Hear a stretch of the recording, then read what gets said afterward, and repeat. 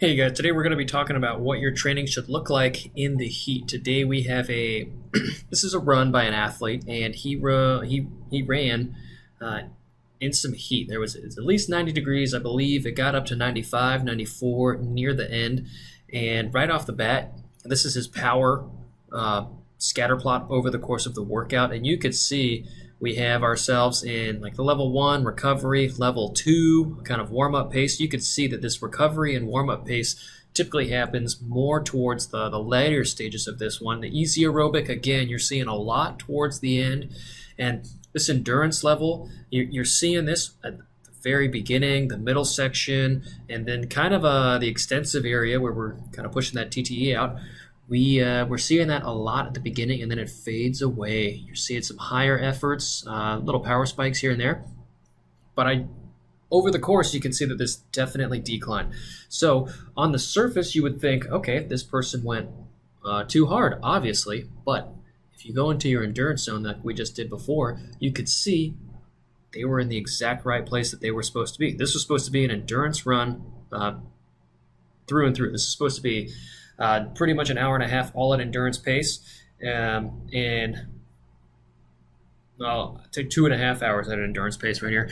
And you could see for the first hour and 40-ish minutes, he was hanging in there for sure. But after right around this point right here, this hour 45 area, you could see it just drop. Let's go down before we talk about why. So power variation and trend, you could see, was holding steady, and then right around where we talked about earlier, it just kind of started falling off. But he was right around his 240 watts that he was trying to maintain up until there, and then it just kind of came off a little bit. You can see the power trend is declining. You can also see that the cadence variation trend, that's also declining just because the pace was slowing down. He was walking a little bit. Obviously, that's going to be declining, so that doesn't really tell the whole story here. But I'm going to skip heart rate for a second because it's going to tell a bigger story. And your speed, you can see it again. It was holding pretty steady up until this point right here, and then it kind of dropped right there. But yeah, holding about 6.5 miles an hour over the course of the hour and 45, and then it dropped. So first question that we have to ask ourselves is, was this athlete, did he push himself too far? The answer is no, because we've been training at this pace before. He's been training at this duration, and there's been weeks where it hasn't been a problem. He was ready to go for this one for sure in terms of fatigue and fitness and all that. So there's another issue there. Was it the heat? Well, it could be. Let's go to his heart rate and check. So his heart rate is holding steady. Yeah, it declines at the end. That's because he's walking and it's slowing down, obviously. But it's declining over the course of that slowdown. So that tells me that athlete is fit enough and has recovered enough to keep running, just like he did. Walk-run strategy at the end. Nothing wrong with that at all. Not at all.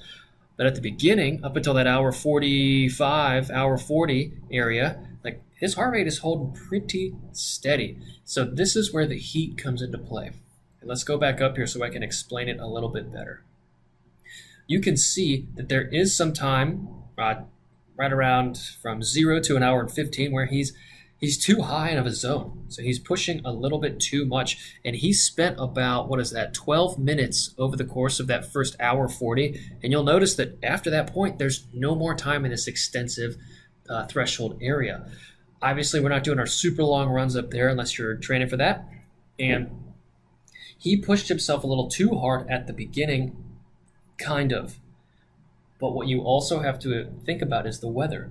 And when you combine the two here, you can see that spells disaster. When you are in the heat, you have to really hone in and listen to your body. The first hour might feel super great, but if you're 5-10 watts over, that's going to come back and get you at the end. And this is why power training is so critical. Gone are the days of I'm just going to sit in this heart rate and just hope for the best. Gone are the days where I'm going to sit at this pace. I've done it before. I've done it all summer long, no problem. And here are the days of power. We could see that he went too hard and where he went too hard right here. And when you take liberties like this in the heat, then these are going to come back and bite you later on. So in the heat, you have to be super critical. This was supposed to be an endurance level workout. This was 2 hours and 35 minutes of just straight up endurance zone going. Obviously, he did not follow that for the first hour, and he paid the price a little bit. Now, there was a lot of elevation here. He was running in an area where he was not familiar with. So all of these play factors, but that is also the same at your race. You're not from that area typically. You're not familiar with everything. Yeah, we can scout it and let you know and give you as much information as possible, but on race day, you're not going to know the area like you would the neighborhoods that you train on every single day.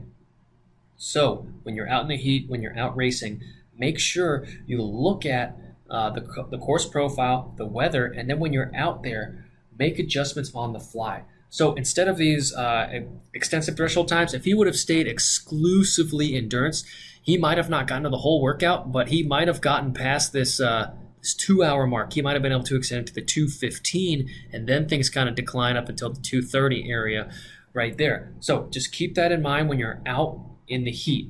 Make sure you start off slower. I'd rather you start off a little slower and then kind of hit those endurance zones as you kind of warm up and get ready to go. And if you are getting deep into your workout and you need to slow down a little bit, a slower run is faster than a walk every time. Every time. So just keep that in mind. And also, the last point I'm going to make, and then I'll get you out of here, is everybody's in the same boat. So as you're running down the road here, you're doing 95 degrees. Everybody else is doing 95 degrees. Everyone is going to hit that point where they have to slow down. Yeah, there's going to be other athletes who are better equipped to handle the heat that train in it regularly. Absolutely.